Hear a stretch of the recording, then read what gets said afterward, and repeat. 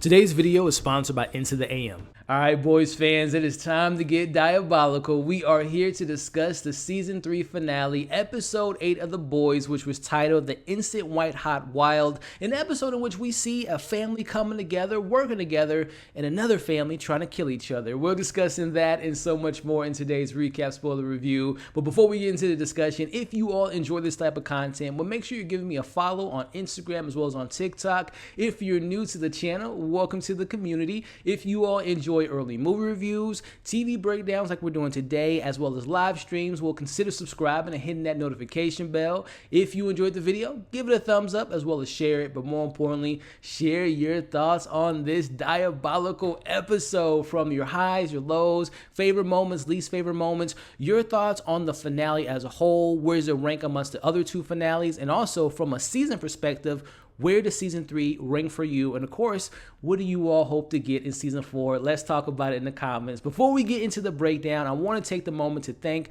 every single one of you all that's been tuning in every single week with these recaps and breakdowns, for the likes, the shares, the amazing comments. It means a lot to me, and I really want to thank you all for the support. And we got an episode to break down. I'm so excited to do so. And just kind of my initial thoughts. I didn't mention it last week, and I really haven't been highlighting it this season. The direction has been fantastic, and I want to take a moment to shout out the director of not only this episode, but last week's episode, and that is Sarah Boyd. She is a director known for Jessica Jones, For All Mankind. She directed episode 6 of season 2 of The Boys. She's such a fantastic storyteller. She's able to not only tell a gripping, captivating story with the characters and the development, but also give us some of the best action we've seen in this show. So shout out to Sarah. She did a fantastic job. And pardon my French, but holy shit, this episode was diabolical. I am so excited to break it all down. With all that being said, full spoilers ahead as we open the episode, which, as I predicted, Victoria did give Homelander the location of where to find Ryan. He has arrived and he promises not to hurt Aunt Grace, and he's there for his real family. And this moment just solidifies Antony Starr as not only a nominated for Best Actor for the Emmys, but goddamn, he might win. From the Man in the Mirror episode that we got with Herogasm to just his whole season arc has been incredible. But this moment here might be one of my favorite kind of like moment-to-moment, quieter moments with Antony Starr as Homelander, as he's talking to his son, and he is there to not hurt anyone. He is understanding of what Ryan did in his accidents, and he can relate to his son, and more importantly, he's never going to give up on him. He's never going to leave him behind. He loves him, and they hug each other. I've been telling y'all for a while, Ryan will come around to his real father, and we see that by the end of the episode. But again, I want to go back to just applauding Antony Starr. Such a great, and this is why I love this season. I'll give you all my ranking at the end of this video as far as where this season ranks for me.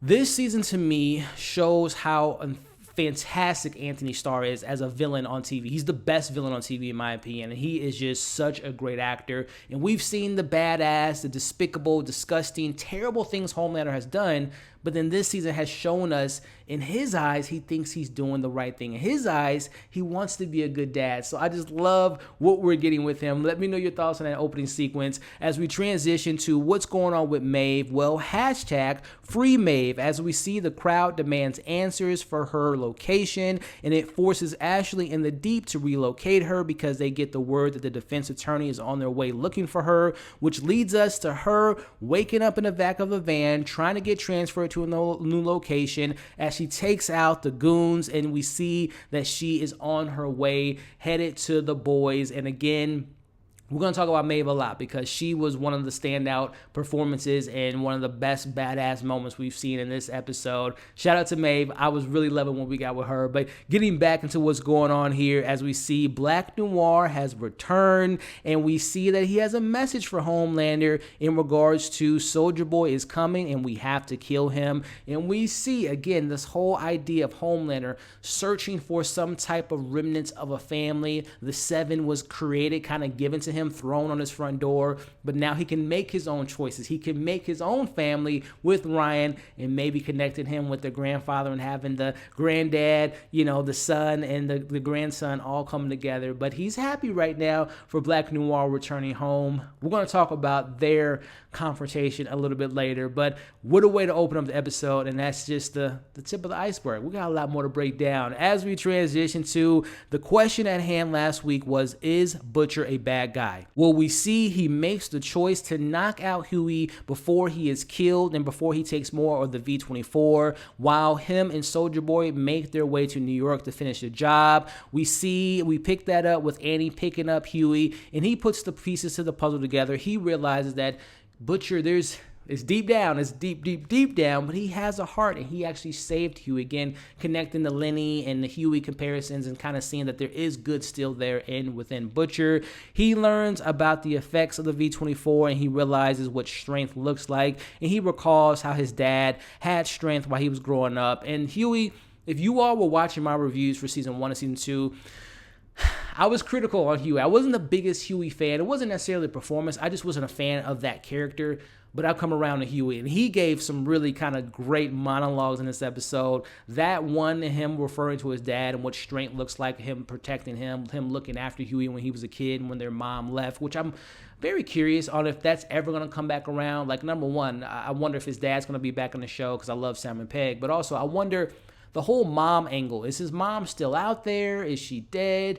I'm very curious if they play up into his family dynamic later in season 4, maybe potential season 5. Let me know what you all thought about that. But getting back into Hughie and his great moments in this episode, we see that Maeve has made her way to finding the boys, and she's awaiting for Starlight to return. This is where we see that the whole idea is they want to warn Vought employees about Soulja Boy and his arrival. And yet again, like I mentioned, Hughie coming up with these incredible monologues. This was a very Captain America moment when they're talking about, okay, how are we going to do this? And he tells the boys and Maeve and everyone there, we got to save everyone, especially the people that don't want saving and, more importantly, don't deserve saving. They mean the most. I love that line there. And I'm like, and when he said that, I'm like, wait a minute. Are we going to see the boys like attempting to try to save Homelander? But no, he was mostly particularly talking about Butcher. And of course, saving anyone and everyone at that moment, which we'll get to a little bit later. But again, shout out to Hughie stepping up as a leader. You come a long way, my friend. But let's get back into the discussion here. Let's check in on what's going on with A-Train in this episode. He pays a visit to his brother and shows him his new page of life. He's going to get his endorsements back, but more importantly, he got his heart back, and it came from Blue Hawk, which this is where the conversation kind of takes a bit of a turn. His brother, rightfully so, his A-Train has been really messing up his life, and A-Train's trash, right? And shout out to Jesse T, the actor that plays him, Jesse T Usher, who plays him. He does a good job because A-Train pisses me off every time I see him on screen. But shout out to his brother being like, man, you have made things worse. Just get out of my life. I thought his brother absolutely did a great job in that scene, and I'm very curious on. We talked about it weeks ago. The A-Train, how we wrapped up this particular plot within this season, to me was a little bit clunky, a little bit underwhelming. Didn't really lead to anywhere besides his brother being paralyzed and him killing Blue Hawk, which was a fantastic actual scene and action moment because we don't really see A-Train in action. But overall, just kind of because we didn't get much of A-Train. And same goes for the Deep. We've been talking about it for weeks. Those are the two filler moments of every episode when we check in with them. They were underwhelming. I'm not going to lie. I like those two characters, but I don't know where the show is taking these characters. Again, I feel like those characters are just meant for joke expenses with the Deep, and then they really don't know what to do with A-Train. So let me know what you all think about them. We'll talk about the Deep a little bit later, but let me know what you all thought about that conversation between the two brothers. But as we check in with the Soulja Boy story, Soulja Boy tells Butcher about his father and how he was disappointed in him, and he feels like he took the shortcut into greatness. And yet another example of these actors showing their acting sensibilities. Jensen, and we'll talk about it later when I talk about just the overall thoughts of the season, he is so great in this role. He is a douchebag, an asshole, but even in this moment, you see his insight, you see his vulnerable side, how he wants to be a different father, how he wants to maybe be a different dad to his son, Homelander, which we'll talk about later. But again, it really highlights these actors and it really highlights these characters. They're not just, and I think Homelander even says in this episode, not everyone's just straight up bad, right? And it's, to some points, there can be, we've seen a lot of despicable things that these characters have done on both sides of the coin, the boys and the Seven, but they all have their own story and they all are the heroes of a sort in their story. And that's highlighted beautiful in this scene by Homelander. But again, the question is, will he try to be a better dad for his son, Homelander? We'll get into that later. But meanwhile, we see Billy reminds him that he didn't raise Homelander and to remember the mission at hand, and they are prepared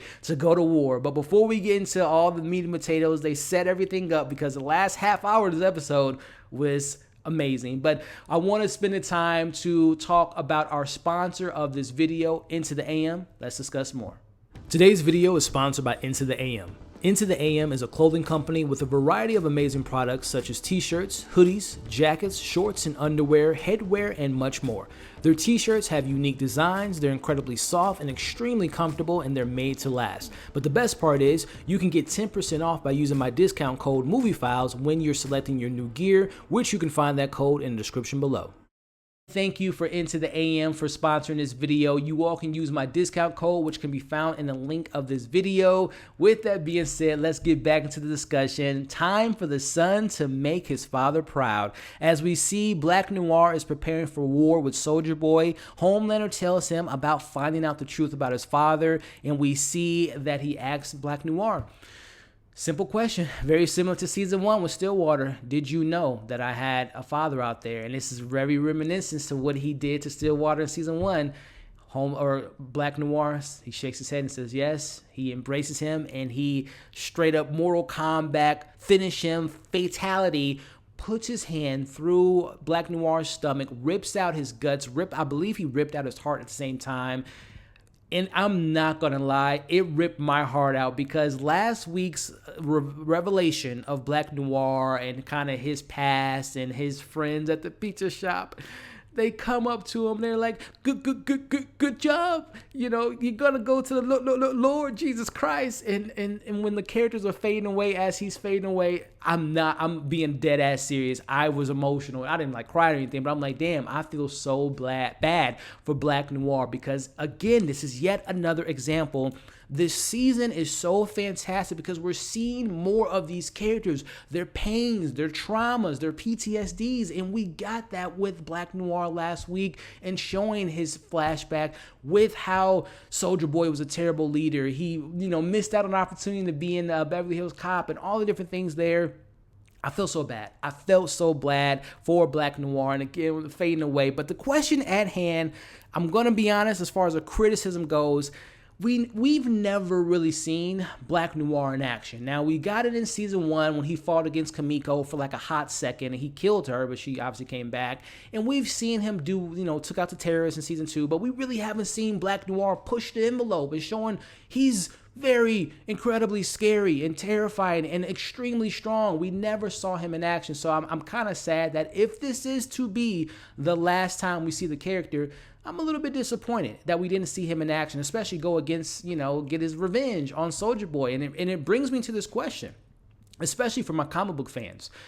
I don't want to give it away, but for those that have read the comics know that Black Noir is very important to the comics. In particular, he's very important to the arc of Homelander and is a huge reveal of Black Noir taking off his mask. I'm very curious on if we are done with Black Noir, how the show, if they're going to even have that type of reveal or type of moment, which it doesn't look like that's going to be the case, but is Black Noir really dead? We know these are soups. Again, we've seen Kimiko have her be shot in the head and many in her guts didn't she get her stomach split in one season? But Stan, is he gonna find a way to build him back? And could this be, to go back to my whole comic theory, could this be the show's way of bringing him back, but not in the way that we expect? Let me know your thoughts on all of that in the comments below. But getting back into the discussion, surprise, surprise, as the boys pay a visit to Butcher, Frenchie gets his time to speak his mind to Butcher. Meanwhile, Maeve is on Butcher's side. She tosses out the gas that they found. She throws it out the window, and we see Butcher, Maeve, and now Soldier Boy is in the mix. He puts Starlight, Hughie, and the boys into the safe, and they're going to go ahead and complete the mission. So this whole new team, they're ready to kill Homelander. Do they succeed? Well, let's get into it as we see them heading over to Vought, and they manage to wake their way into Vought. And before we get into the action sequence, the boys, they inevitably get out of the safe. Starlight breaks out of there. They're on their way to Vought, and the whole mission is we're going to have the boys, Frenchie, Kimiko, they're going to put together the gas to take out Soldier Boy. Meanwhile, MM, Starlight, and Hughie are going to be trying to hold down the fort and taking, distracting Homelander and Soldier Boy.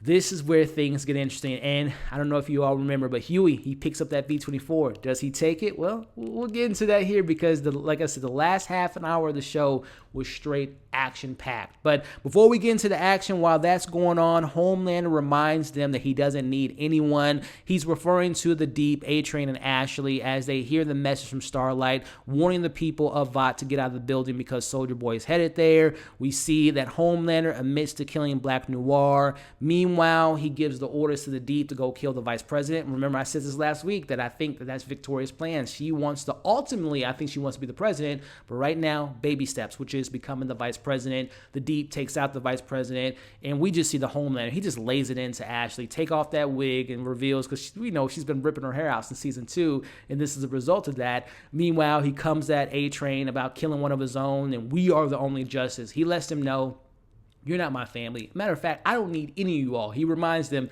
and it's so interesting that he did that because, again, going back to the good guy, bad guy scenario, he tore them down. He showed them this is who you all really are. A-Train, you need to listen to me. The Deep, you're my little bitch boy. And Ashley, you do whatever I say and show who you really are. This goes to show you again, Homelander, that more deeper evil side, and when he puts fear in people's hearts. But speaking of putting fear in hearts, let's get into this discussion here. As we break down the battle, Homelander watches his father and his whole film, which was titled The Soldier Boy Story, and in comes Father, Butcher, and Maeve, ready for that action. As we see Homelander tells his father that he killed Black Noir because he lied, and he knows what it means to be betrayed by his team. And there's moments when Homelander was almost getting to his dad. Almost is the key word, because as we see this unstoppable team maybe coming together, Homelander brings in Ryan and introduces him to his grandson, the family that he always wanted. We see Soldier Boy wishes he would have raised Homelander, and maybe Homelander wouldn't have been weak and wouldn't have been a disappointment. He's using the same line that his father used on him, and unfortunately Homelander, a little broken child, is like, weak? I'm like you, Dad. And this, again, I didn't feel bad for Homelander, but I did feel bad for Ryan, man. Ryan's getting in the mix because at this point, Maeve is holding down Homelander, so is Butcher, and we see Soldier Boy ready to charge up, take out Homelander, but in come to the rescue Ryan, laser Soldier Boy, and Soldier Boy is like, you little shit, knocks him against the wall, knocking him out. Meanwhile, who would have saw this coming? We obviously know that Butcher has promised his ex-wife, who is deceased, season 2, she died, Becca, I will keep your son protected. He is now, the mission's thrown out the window. He is lasering Soldier Boy at this point, and in comes Homelander, and for a 2-second moment, together, they are fighting together for a second to take down Soldier Boy. What did you all think about that? But let's get into breaking down this actual fight here, because now we have Soldier Boy versus Butcher, and now we have Maeve versus Homelander. What an incredible sequence as we kind of cut between the boys getting to the mix as they're fighting Soldier Boy. And we now have Frenchie and Kimiko doing their job at the lab while Hughie manages to get everyone out of the building. And Kimiko, again, I talked about it. I can't wait till she gets her powers back because I love when she rages out. She's listening to Maniac ripping those guards' face apart. Very incredible scene. But speaking of incredible, let's go back to Homelander versus Maeve. Now, before people go crazy in the comments about like, wait a second, Maeve is lasting with Homelander. Listen, if you all know from the comics, Maeve, to me, is equivalent to this world's version of Wonder Woman, and obviously Homelander being the Superman in this world. Now, for my DC fans, me being one of them, ultimately Superman would destroy Wonder Woman, but it wouldn't be an easy feat. It would be a fair fight to a certain degree, but I think ultimately Superman would kill Wonder Woman. Same goes with this fight. Inevitably, Homelander would have killed Maeve, as we see in this fight here. But going back to Maeve, I will say the show hasn't really done the best job of showing how powerful she is. We've only seen Maeve in action like once or twice in this entire show. But again, to the show's credit, they did establish in this season that she has been training for this for the last 6 months. She's also been sober for the last 6 months. So she has been preparing for this very moment. And also, I feel as though Homelander was holding his punches, especially at the beginning. He was like, Maeve, we have bigger fish to fry. I don't want to deal with you right now. But also, go back to what he told her last week. I still think in his mind, he's like, I still want to harvest your egg. So I don't think he wanted to, even though he lasered her and took out her eye, I don't think he was going for kill shots as she was. So again, Maeve is very strong, and we see that in this scene. But I also think that there was a little bit of resistance from Homelander not giving her those kind of kill blows based off of what I said. So just to let everyone know, as far as like people maybe being upset that Maeve was going toe-to-toe with Homelander. Maeve's a bad you-know-what, man, and she showed it in this scene. But going back into the other fight here, we see that at this point, ultimately Maeve does lose to, she's losing. He takes out her eye, and they're fighting. But while that's going on, Starlight, Hughie, he has a chance to take the V-24, but he amplifies the light in the room. And I feel so bad for Annie because her powers are cool, but at the end of the day, when you're going against a Soldier Boy or a Homelander, that light power only goes so far. But she gives him, a big blast, and, it takes him down for a split second. But ultimately, we get into the mix. They're fighting. Maeve is, she ultimately gets like the last blow on Homelander. Meanwhile, we have Kimiko, Frenchie has come up with the gas. They have all of them are holding him down. They're putting a mask on him. He's like, I'm not going back there. And we see him charging himself back up. Earlier in the episode, and to be frank, since season 1, Starlight has always told Maeve, you used to be a good person. You used to be my favorite hero. And we've seen Maeve, her response every time is like, I'm not a hero, right? There are no real heroes. Well, she's eating crow on that because she has stepped up as a hero. Again, she gets the last blow on Homelander. She stabs him in the ear, temporary, disables him for a second. She grabs Soldier Boy as he's bursting into his little moment, and she throws him out the window. He burst, and we're assuming that she died. Meanwhile, we see Homelander, is there. He's ready to, as they think they won, they took out Soldier Boy. Well, Homelander's pissed now. But this is a question I have for you all. We see Ryan approach his dad and say, Dad, I just want to go. Let's leave. And we ultimately see Homelander and Ryan leave. But do we expect, or did we, in this scene, do you take that as Ryan knows that his dad is pissed and is about to kill everyone in this room, including Butcher, and he saved them? Or do we think he just wanted to just get out of the situation, didn't really care what happened to Butcher, he legit just wanted to leave because he just got knocked out and just found out that he had a grandfather that's a superhero and all that stuff. So I feel like it was more, and I'm just trying to take the good out of Ryan if there is still Becca in him.